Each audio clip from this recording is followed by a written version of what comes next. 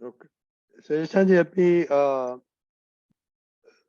सामायिक काम चल रहा है जी लास्ट 2 वीक, उसमें वो 3 सेपरेशन प्रेयर है दादाजी का। उसके साथ सामायिक करने का है कि कोई जो याद आए किसी का, आदमी का और कोई इंसिडेंट का, और जो मिस्टेक दिखा है उसको प्रतिक्रम करने का। तो उसके बारे में आप जरा बताइए कि क्या कर सकते हैं, क्या नहीं करते हैं, क्यों होता है ये सब। जी।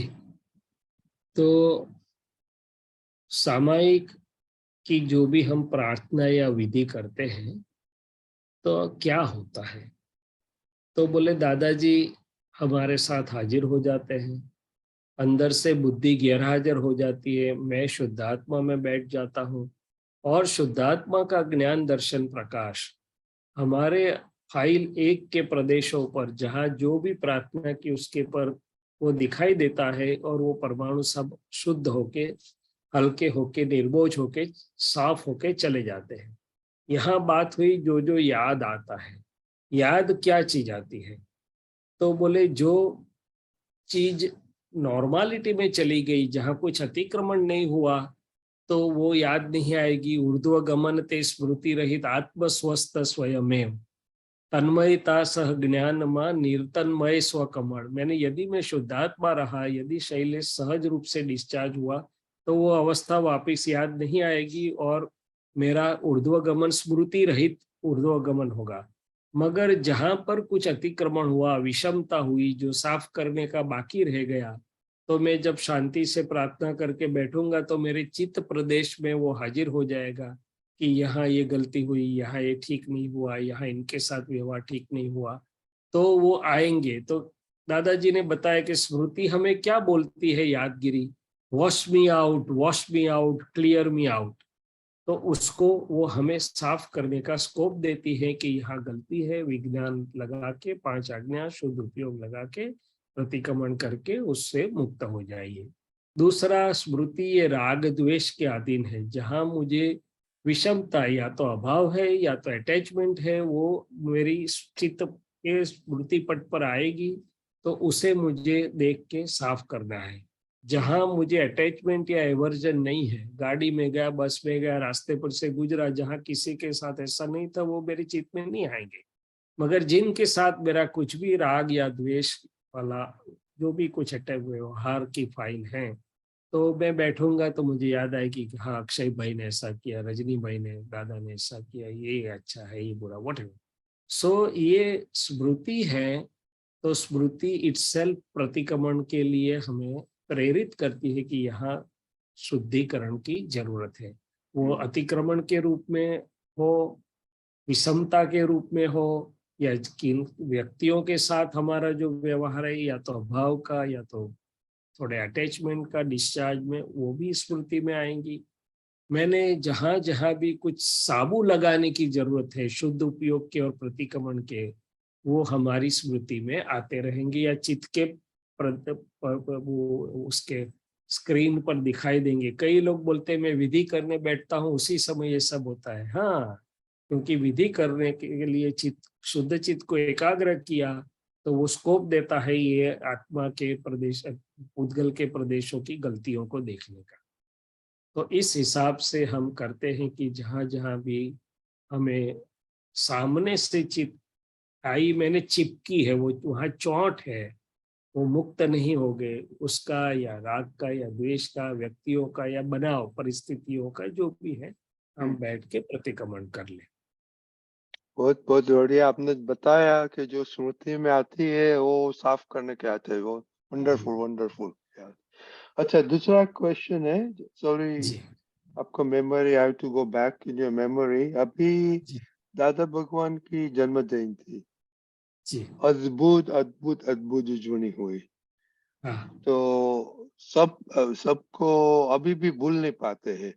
तो जी। आपका आपका वो समरी और ऑब्जर्वेशन जब प्लीज बताइए। ये अभी जो हुई उसकी बात करें ना। हाँ हाँ हाँ, वो अभी भूल हाँ भूल नहीं पाता है हाँ अभी भी। या हाँ। वो उसे स्मृति नहीं कहते हैं, वो तो नहीं दर्शन। नहीं, no, yeah, हाँ separate topic. Just want हाँ to get हाँ, your overview. या सॉरी। Yes. तो वो भूल नहीं पाते हैं उसका ऑब्जर्वेशन और समरी। तो क्या है रजनी दादा जी, कि हमने एक चीज देखा कि दादाजी का योग बल और कृपा ऐसी काम करती है कि उस दिनों में कुछ अद्भुत ही वातावरण और हमारे अंतर परिणाम बाह्य सब कुछ बदल के अद्भुत हो जाता है। जैसे दादाजी हमारे साथ हाजिर ही है और होते ही है। दादाजी अकेले नहीं, देव देवियों की भी हाजिरी सूक्ष्म में महसूस होती है।